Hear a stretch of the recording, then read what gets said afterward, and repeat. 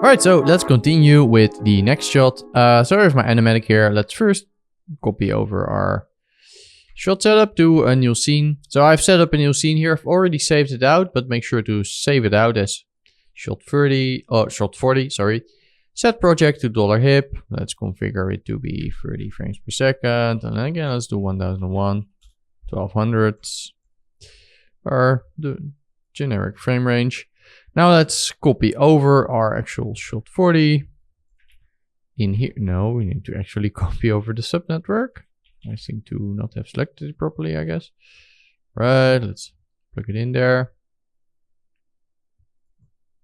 And let's move everything out of the subnet over here. And we can delete the subnet. Turn on manual or turn off manual. And there we are. Of course, the sim in here is not there anymore because our job location has changed. So this cache is now not evaluating to anything. So I guess what we could do is let's set it to $job, because that might make sense if we're gonna use a render manager later to render this stuff. You cannot use $hip anymore. You need to use $job.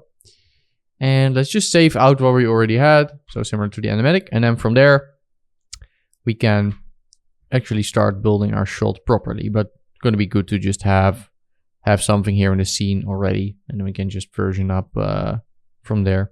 So that's finished caching. We can, I guess, look through our actual camera here. And this is already, to be honest, like it's pretty close to something that we want. Like we're already set up quite a lot. Of course, we're gonna need to not need to, but we're gonna want to add some additional detail to this actual geometry.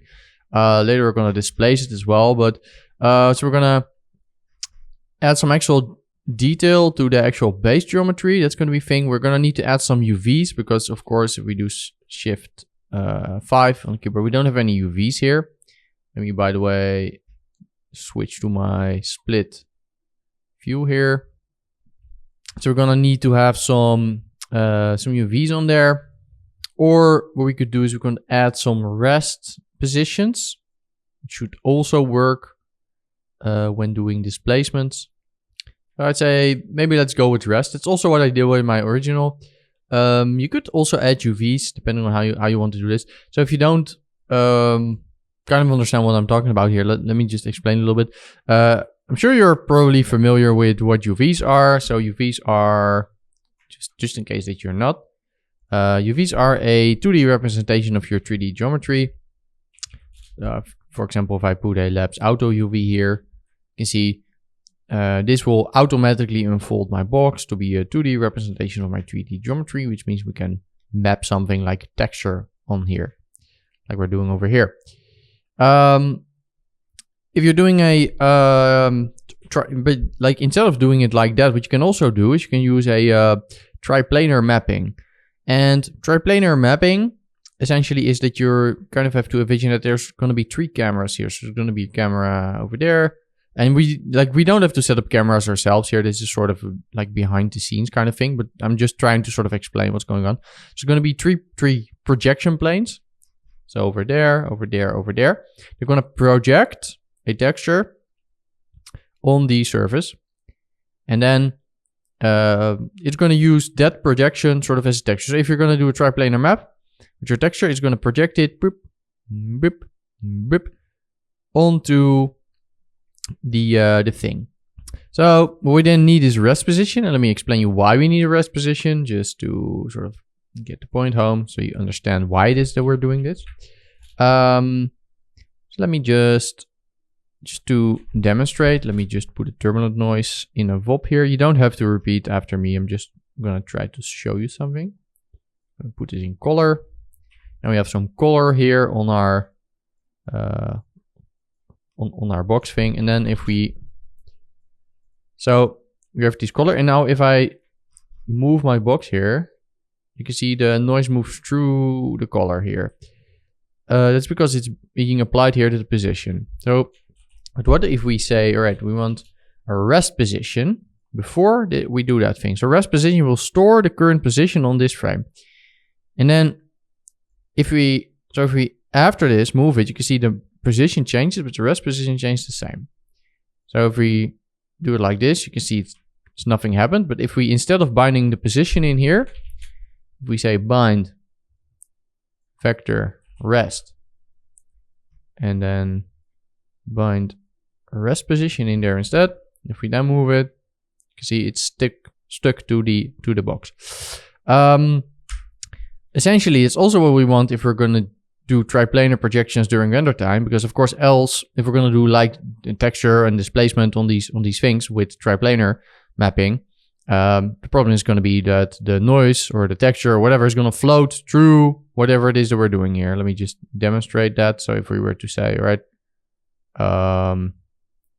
let's do it with position instead.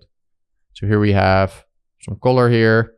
You can see the thing is moving through the color, which we don't want. But if we were to say, right, we add rest before and do it with the rest,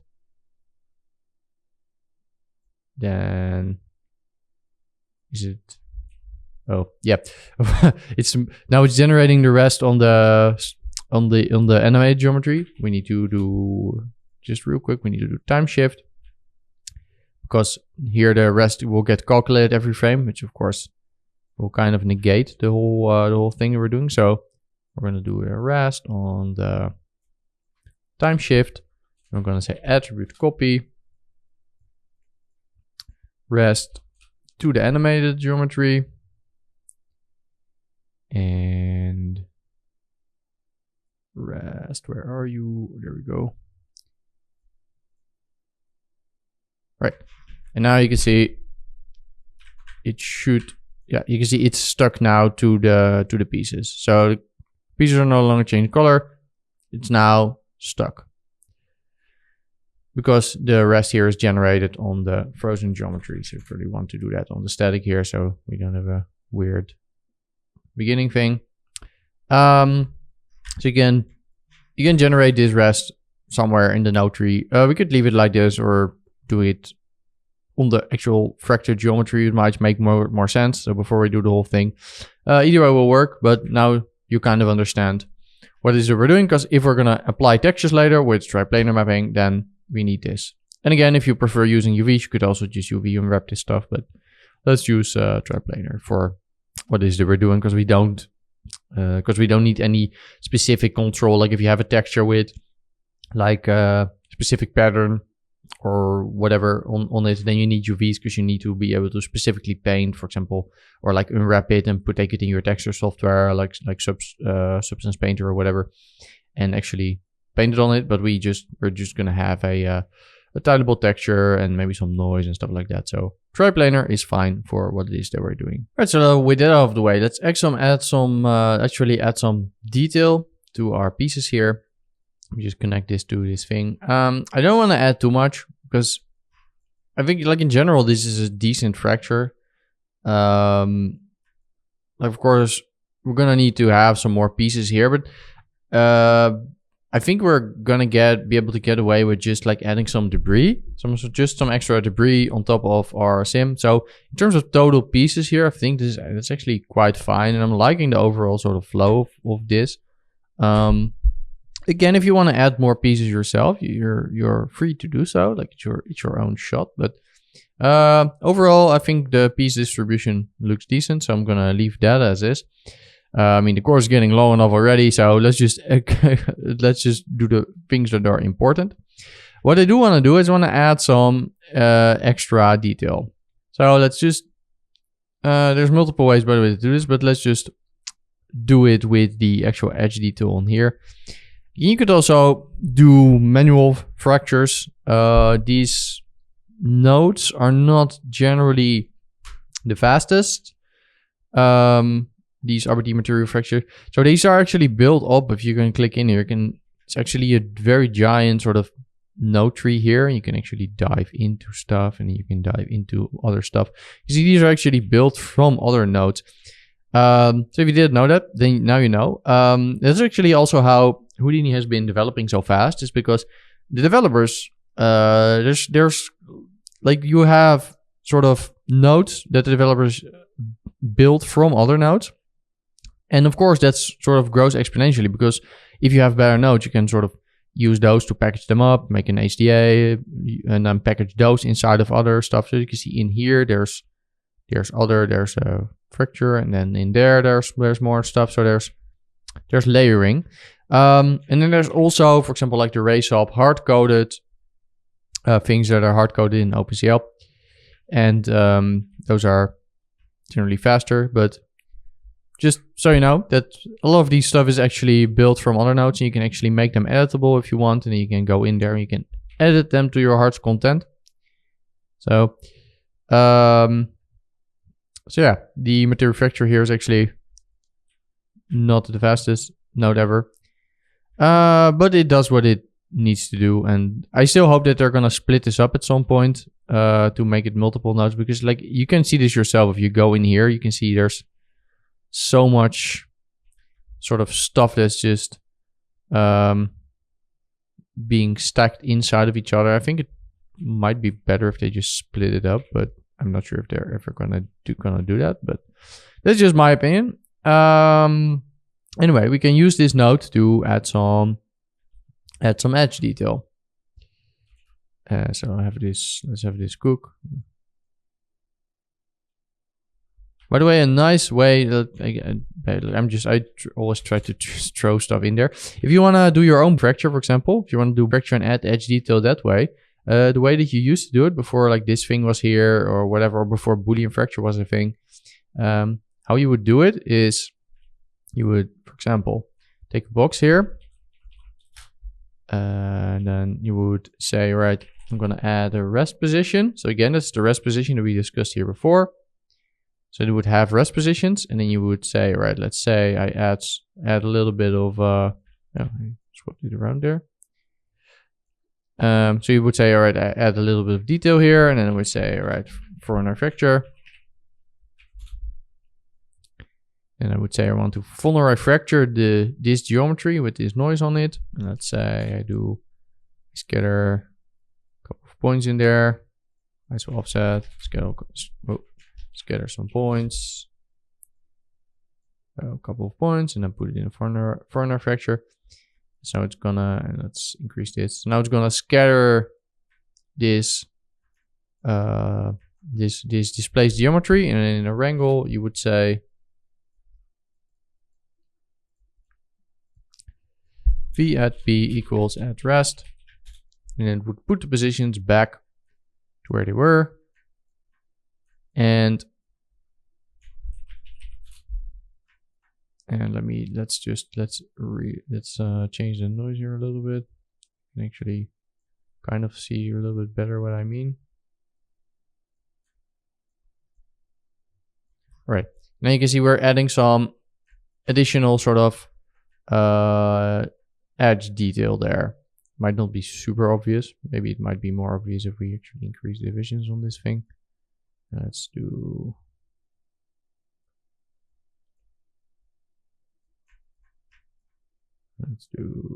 positive.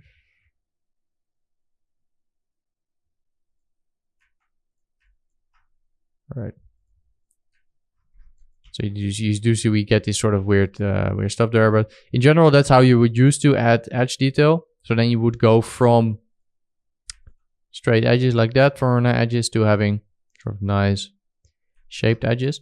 So if you ever want to build your own thing, then that's roughly what you could do. Anyway, so they've packaged that up in material fracture, and then you just have all of the options available to you. But it's probably somewhat similar of a technique that they're doing inside of there. Just yeah, I just figured I'd throw it in there because this can still be useful for other stuff. So let's add a little bit more edge detail here. I guess let's do 5. So I'm just gonna play with these values a little bit, try to get some nice edge details. Right, so have some nice details here. That's looking pretty good. You could add some more interior detail if you want. You could do chipping if you want. I don't think I'm gonna do chipping. So chipping is gonna sort of chip stuff off the edges. I don't think I want that. I just want bigger chunks here, and then we're gonna do the debris layer on top of that. So not necessarily what we want. We could turn on here interior detail to add some detail to the interior as well. Something like that looks pretty decent. Let's do RBD.io. Let's save out our sort of base geo here, so we don't have to constantly keep cooking this.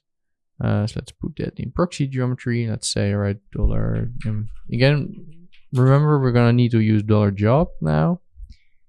We'll call it slash fractured ice. One fractured ice dot bgo.sc. I kind of hope that they're gonna do the same thing that we're doing here with file cache on nodes like these. I guess they will at some point. I'm not sure why they haven't done that yet, but it would be nice. Let's double check if our $job is set correctly. Yeah, shot 40. All right, current frame, save to disk, load from disk. So then we have we can actually load our geometry from here. So now that we have some actual geometry, if we're gonna simulate this now in our solver, we probably don't want to sim with the sort of high resolution geo. So that's where the proxy geo comes in. You can see this is the regular geo, so with all the pieces, and then we have the proxy geo, and that's used for simulation. So let's actually plug that in right now. And then there's also here simulation points, which in this case doesn't really seem to do much, because that's going to be if you actually sim out your actual simulation. And by the way, you can add stuff like interior detail or change it later as well after the sim.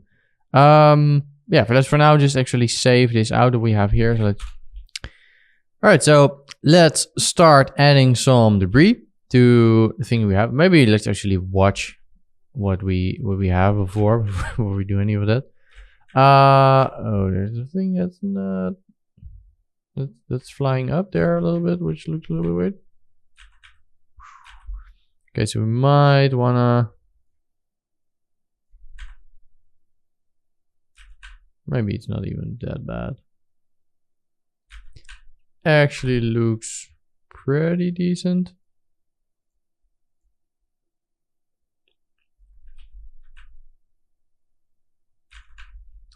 Aside from maybe like not super fond of the sort of weird thing that pops out of there. But let's have a look at this retimed.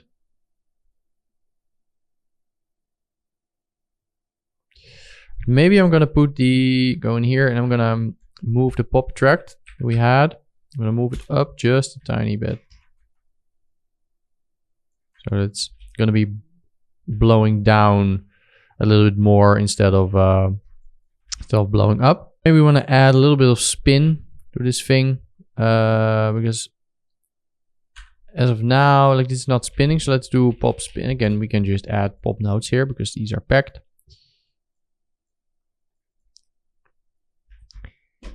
All right, so let's do axis to particle rotation. Let's do let's first just put something like 1000 in here. Let's see what it's gonna do.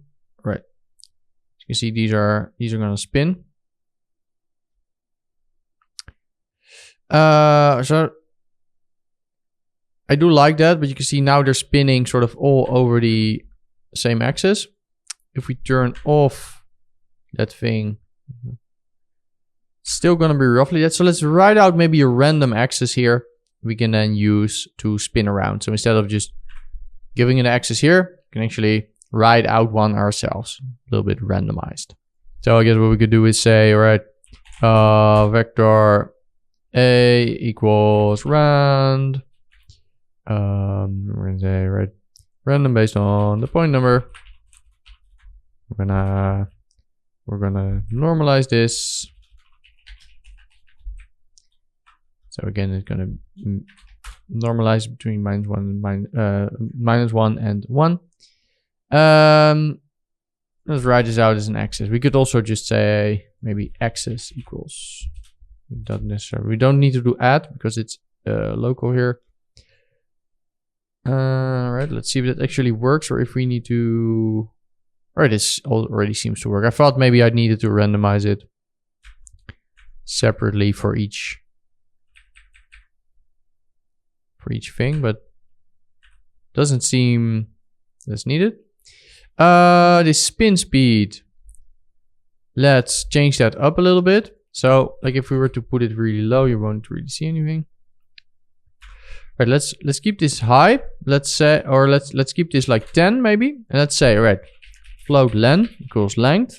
Let's do the length of the velocity. So it's going to compute the length of velocity. So if something moves faster, then of course the length of the velocity is going to be higher.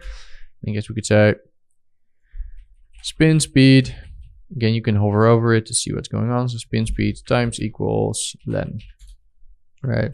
Let's play. So that's not spinning at all. Let's just try it with the 1000 again.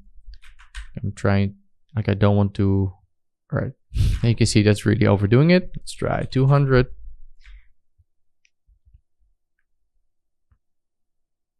All right.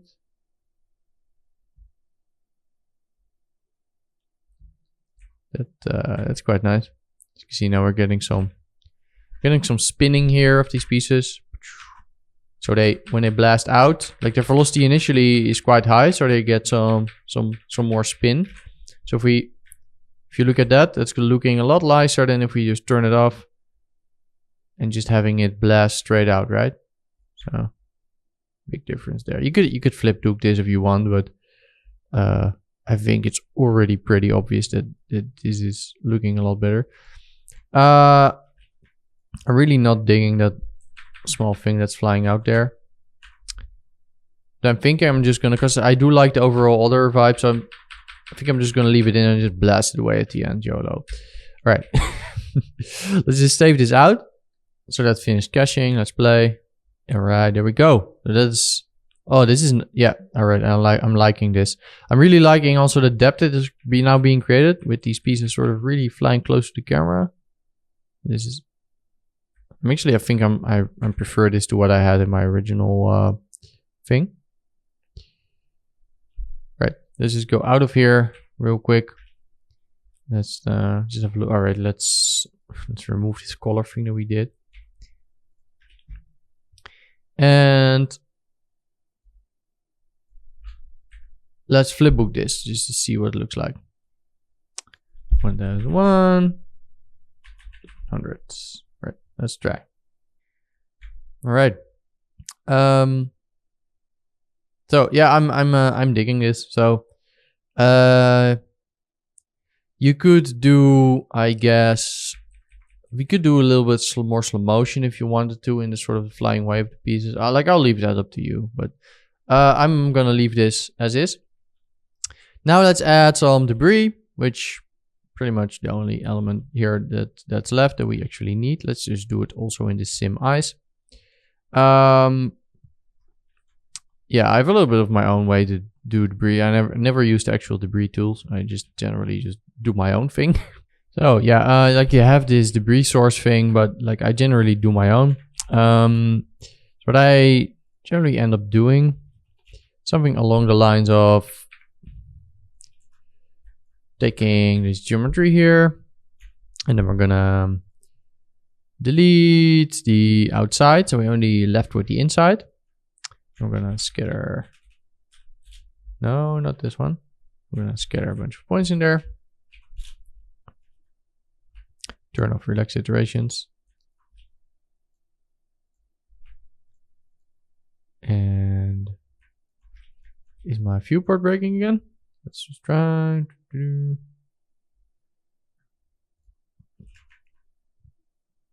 All right, so it's viewport break again. So scatter a couple of points. You might go away some of these points, or where you scatter them, depending on the speed of this stuff here. So we could say that, right?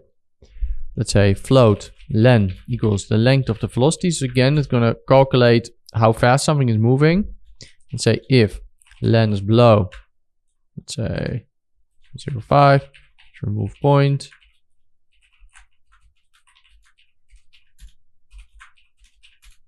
Something like that. You can see then it's going to be in the first 2 frames or something. It's kind of basically just deleting the geometry because the geometry there was not moving. So then we're at least not scattering while the thing is completely static.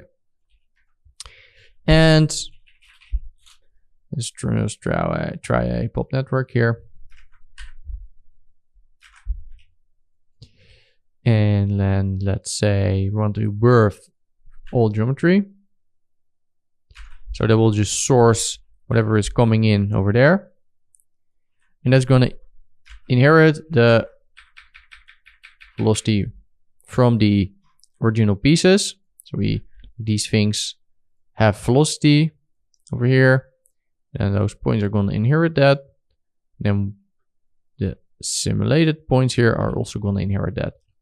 Right, we probably only want to do this below, let's say 1010. So we don't want to do it for the entire sequence. We want to do it for a couple frames, something like that.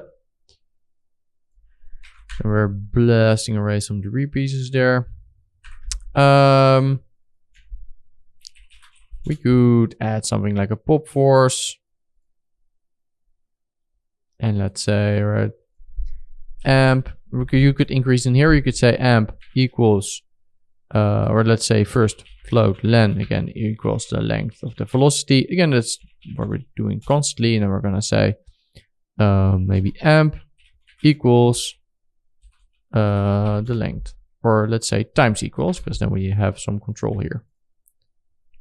Let's see if that is a little bit interesting. So that's going to add a little bit of noise to our sort of explosion here. And again, the faster they move, the more noise is being added. Maybe we want to decrease the swirl size, maybe increase the amplitude slightly. Something like that. Maybe we want to add some gravity.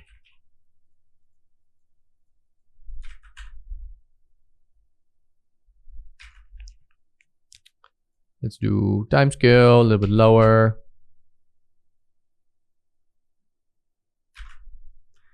And maybe I don't want as much gravity. Again, just wing it. Just see if you like how it looks. And then if you like how it looks, then you're going to leave it like that. And if you don't, then you don't. Now you could add collision objects. So they actually collide with our original geometry. We can have a go at that. The kind of generally depends on, like, it doesn't necessarily always look better. Sometimes if you have like a ton of tiny debris pieces, I generally leave it out because it's just going to slow it down. And if there's so much stuff going on, you don't always even see it. But let's just try putting it in. So let's call it animated NGO. We're going to say just static object. Put it in there, subpath. Merge it in to our sim. Let's say use the forming geometry, reevaluate subs to interpolate geometry. Let's turn off the bounce a little bit, bounce forward a little bit. Let's turn off the friction a little bit because I already know all those things are going to be problematic.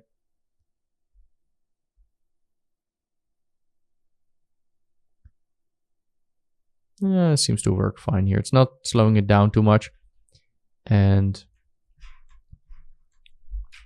looking relatively decent. I think I want to change my threshold here so that they don't start emitting as soon, maybe a little bit later. So the pieces need to already be moving a little bit fast before they start doing anything.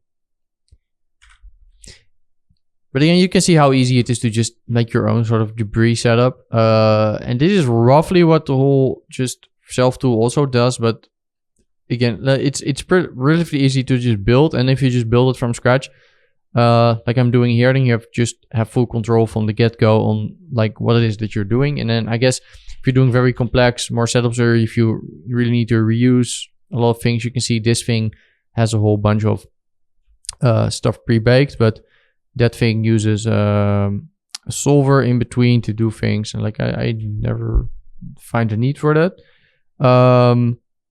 If any of you are watching and like, oh, but you're missing this and this thing from the debris sorter, which is super useful, like let me know. But I just always do it like this, and this gives me great results. So I don't see a reason to change that up.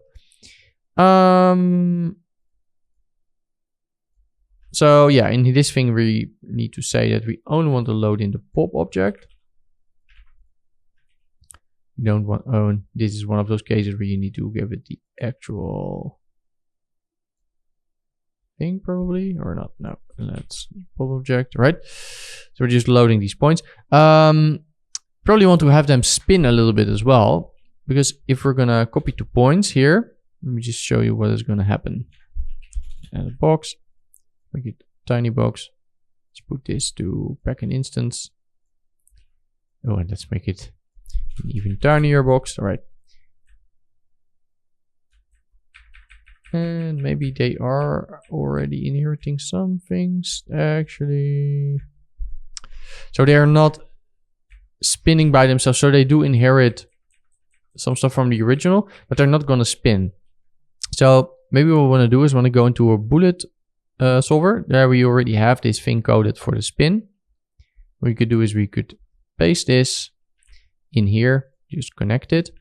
And we want to, in this thing, randomize based on the ID, because this is not a static point number like we have in our rigid body. So in our, like, your point number will change, but your ID will remain static. So let's have a look, and we might need to tweak the speed a little bit, but right, so you can see now they're spinning. Let's try 500.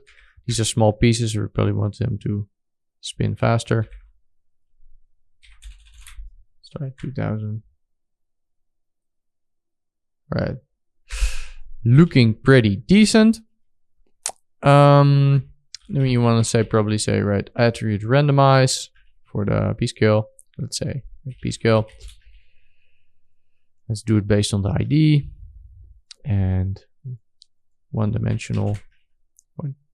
So something like that. Now let's instance a nice little piece on there. And I guess what we could just do is we have our fracture geometry here. So let's just assemble that. Pack it. Let's select one of the pieces. I guess that one is as good as any. Or you could grab another one, but maybe one in this center might be nicer. Let's just you know what? Let's just have a look at this. Let's put a match size here.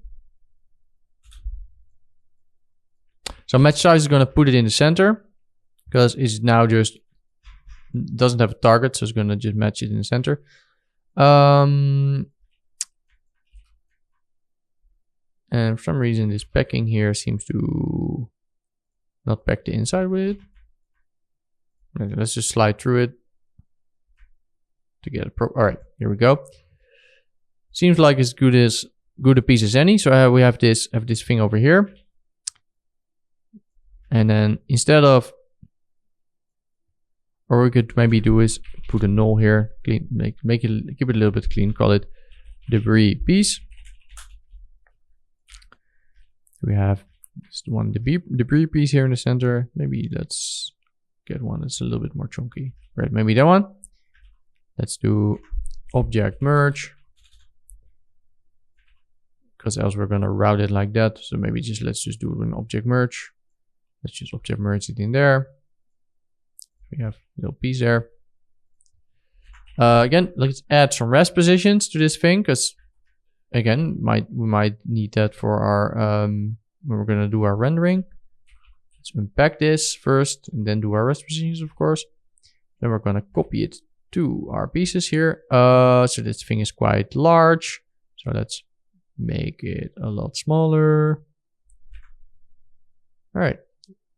You can see now we've added a whole bunch of small debris pieces. Now we might even increase here the, or we need it over here. We increase the scatter amount, let's say 5,000. Get a little bit more. Maybe a little bit too much. Let's do 3,000 and then just cache out this pop network. File cache. Plug it in there. Again, let's do $job instead and call this debris sim. And let's just save it out from frame. I don't want to frame 1100 and save to disk. All right, so there we have the debris. Let's just put a null here. Just call it out debris. And you can color code this stuff if you want. I should probably do that more often. Just color code stuff, but I don't always do that. One more thing that we shouldn't forget actually before we move along is that we should go in our thing. We should put a trail because we're retiming our stuff here, which means that the velocities here are not going to be correct. So we should put a trail over here and then put it to compute velocity, and that's probably going to break.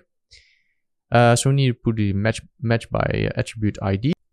So this will recalculate the velocity based on our retimed stuff, and we should also do that over here with the regular geometry, regular pieces, but then not match by ID because nothing is really changing here. All right, so yeah, do that.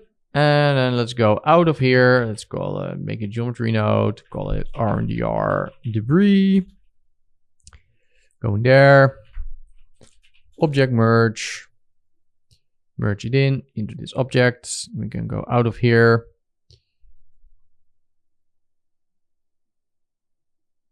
And all right, so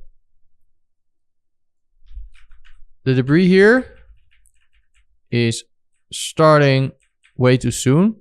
So we are clearly forgetting something. I already know where we're forgetting. So the pieces are of course retimed. We didn't retime our debris yet. So we need to actually do that. So let's repurpose those nodes. So let's put a time blend after our file cache. We need to do the same time shift here. Let's do actions.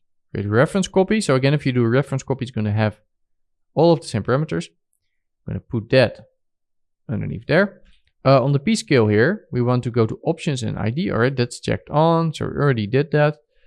And now let's have a look at the first thing here. All right, yeah, that's a lot better. So let's flipbook this. Let's see what it looks like. Let's do it 1920 by 1080 just in case it's already what we want. 1001 into 1100 and flipbook. So, oh, I accidentally changed the color thing here. All right,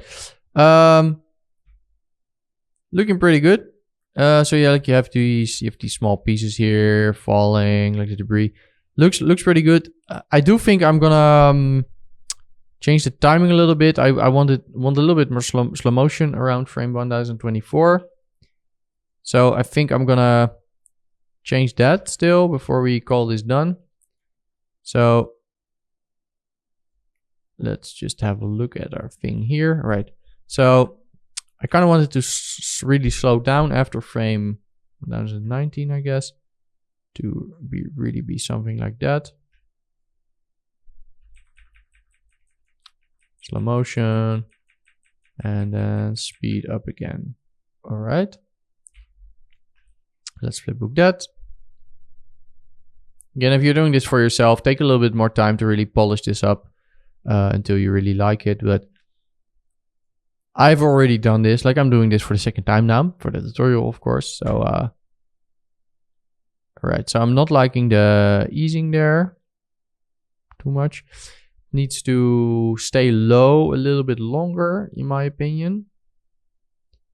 So we're gonna move the keys here a little bit.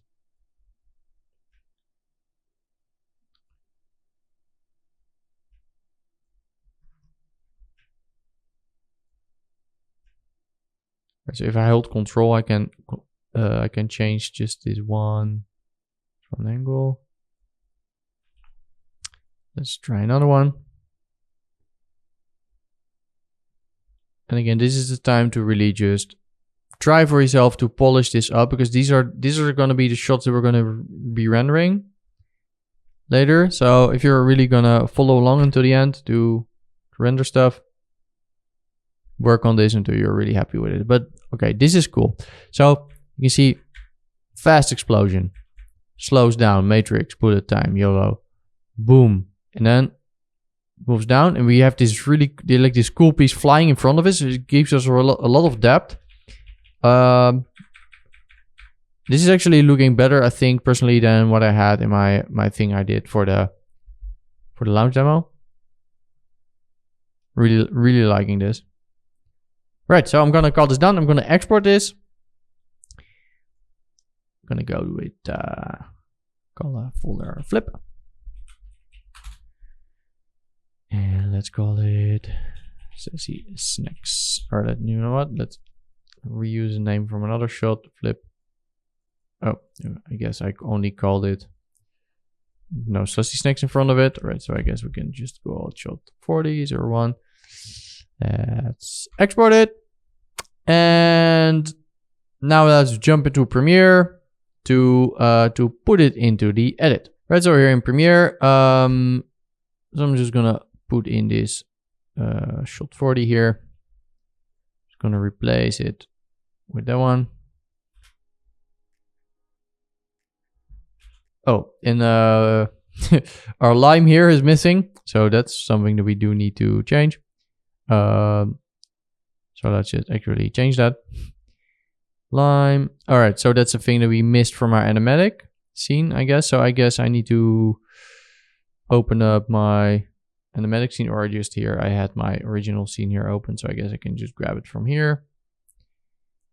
You can see very organized, my original scene. Not really, right? So let's have a look. Lime. Let's merge in the lime over there.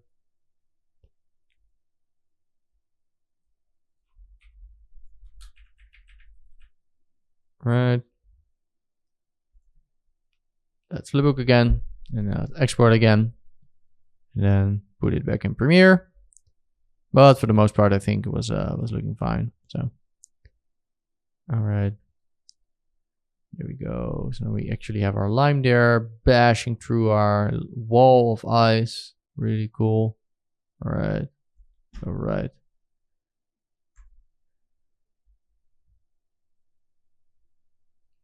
Might change some stuff here in the beginning when we do our rendering scene to swap out our original geo here in the beginning for a full wall of ice, but I'm gonna leave that for the rendering scene, depending on how it goes. So let's have a look. Perfect. So with that out of the way, it was a shorter video. Let's do the final two shots, which again share a lot of the traits. So let's first do this top one, swirly one, then the side swirly one. And then once all of that is done, we essentially have all of our effects set up, our scenes built, and then we can do lighting shading. But first, let's not get ahead of ourselves. Let's do shot 50. Actually, one more thing that I almost forgot to record is we actually also want some sort of smoke coming off of this for the super fine detail, because we have the big pieces, we have the debris.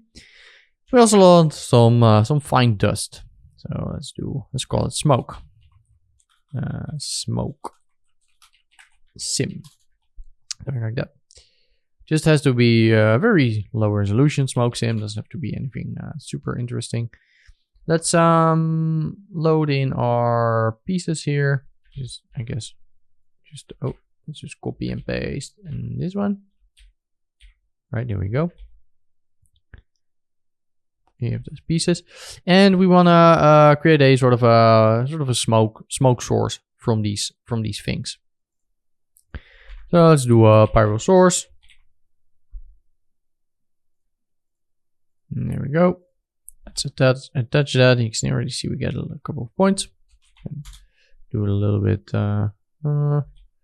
There's multiple ways. You can do surface scatter. Keep input. Let's do a surface scatter with a little bit more points. Something like that. Right. Let's create some attributes. Let's create density. And let's do temperature. And let's do it negative. Because it's cold, so it's gonna go down. And we already have velocity, so we don't necessarily need to create that. Right. Volume rasterize attributes. So we want to rasterize a couple of attributes. We want to rasterize the density. We want to rasterize the temperature. Let's do the particle scale a lot lower. Let's increase our voxel size. Let's try to here increase our density so we can actually see something here.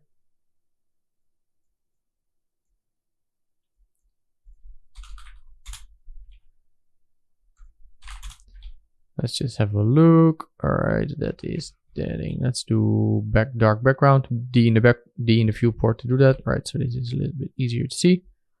Guess we can do the particle scale a little bit higher. So probably only want to rasterize some stuff here that's in the actual view. Maybe we can do just the delete by bounding box. And let's just plug that in there.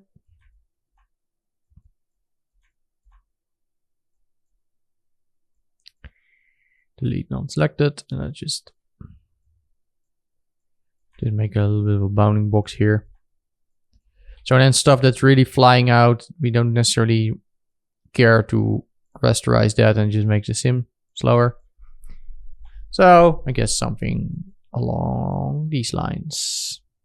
So let's also rasterize the velocity. So it's going to be over here, the V, and I guess probably want to do, by the way, we want to attribute rename. Want to rename the V to vel. So we get a velocity volume here called vel. All right. So that's actually going to be picked up by the pyro solver. So we just have some stuff emitting here. Let's just cache this out. Call it, let's do $job/geo. Let's do smoke source. Not smoke, of course, even though technically also true. Right. Let's do this. Let's do a couple frames. We don't really care to do this for the entire sequence. We only care for it for the sort of initial burst. So we also don't necessarily want this to start on the first frame. We probably, all right. Let's say 1009. And let's save this out. All right, there we go. Load from disk. So we got some stuff here. Let's turn that off so we can actually scrub. All right. So let's do a pyro solver. And let's put in the things there. Let's play. Poof, poof, poof, poof, poof, poof, poof. Right. Clearly we need to increase the increase that. All right. All right, there we go.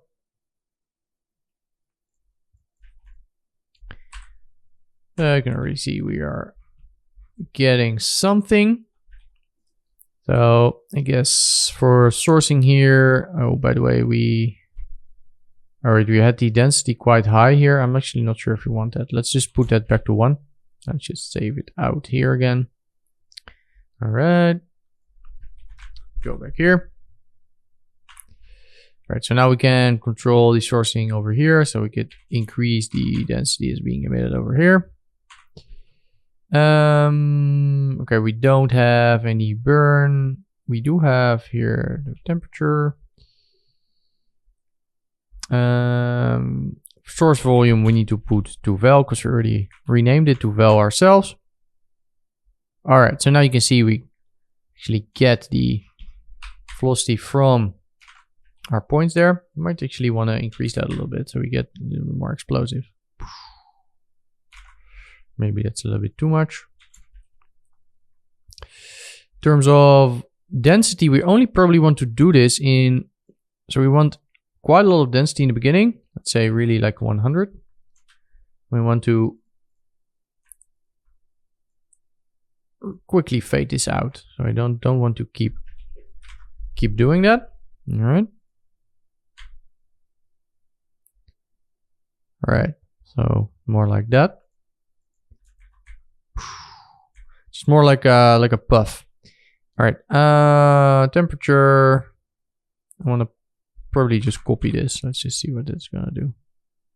Let's just keep it to pull. Let's just decrease the acceleration strength.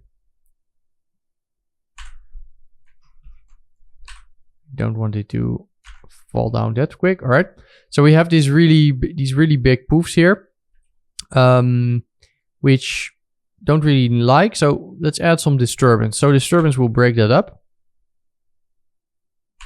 a little bit. Let's if we really increase it, you can probably see it a little better. All right, you can see it being broken up. Let's open this up. So your block size is going to be the size of the blocks in which this is going to be broken up. So the smaller this is, so this is in units of meters. So if it's set to 1, it will sort of break it up inside of chunks of 1 meter. If we make that smaller, we'll do it in bigger chunks. Also probably just want some regular turbulence in here. Again, we don't necessarily, we're not looking for a super amazing looking smoke sink. Can do a pyro bake volume, by the way. Just to assign a material, so this thing will already assign a material here. Can increase the density. Still very low res sim. But again, all we care for this is to be an additional compositing layer. So we're gonna layer this on top in compositing, so it's more of a sort of a quick dust puff.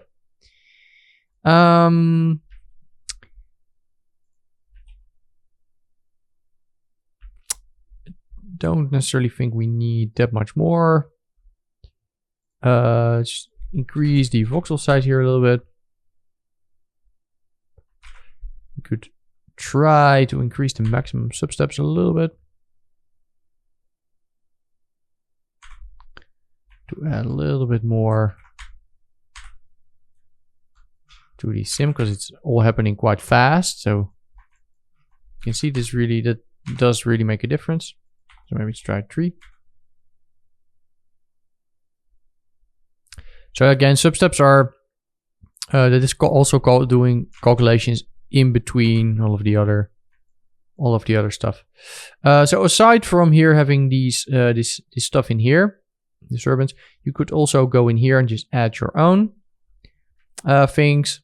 So you can put your own gas nodes here. So if you want more disturbance, you could actually put a gas disturb and put it somewhere in here. Don't necessarily need to do that because I think this is already going to be good enough, but just throwing it out there. So let's just cache this out. It's going to be simulation $job / just put it /sim, so we have easy distinction. I'm going to call this smoke sim. Let's just save out a bunch of frames. See what this gives us. All right, there we go. Cache it out.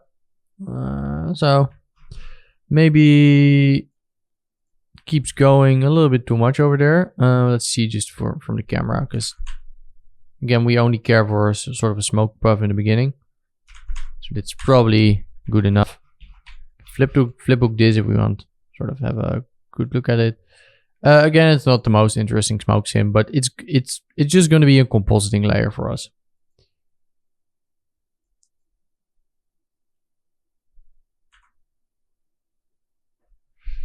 All right, so I think I'm gonna change one thing here. I'm gonna the sourcing. Turn this off. I'm gonna reduce the. So in the beginning, I'm gonna increase the velocity scale to 4, and then I'm gonna reduce this to just like 0.5 over here or something like that. And maybe I want to add some drag. I'm not sure if I need it. Let's just try it. Try it like this first. So, do still want to change some things here. Let's go to fields. Let's turn down the dissipation a little bit. Not necessarily liking how fast that is dissipating. Let's do a little bit of drag. I guess we could just do a drag here with a gas field wrangle. Let's put it in the advection output, or let's do now force output. It's probably more sense. All right, let's say we want to bind. All right, let's say v at val times equals and 0.998 or something. So every substep or 999, every substep is gonna multiply by this value. So it's slowly gonna sort of drag a little bit. Maybe you want to do 8. You don't want to make this too low, else it's just gonna slow down to a halt. But essentially that's what drag just does. It just slows it down over time. So easy way to just do that yourself. All right, so we have some smoke here. It dissipates a little bit slower. You can see it sort of drags very slowly. Let's have a look through our viewport here, or to our camera. All right, this looks good. All right, that's pretty much it actually. Smoke sim, call it out smoke. Pretty simple. So that's just one thing I forgot to add, but we do want that as a compositing layer. So now with that out of the way, let's actually dive into the next shot.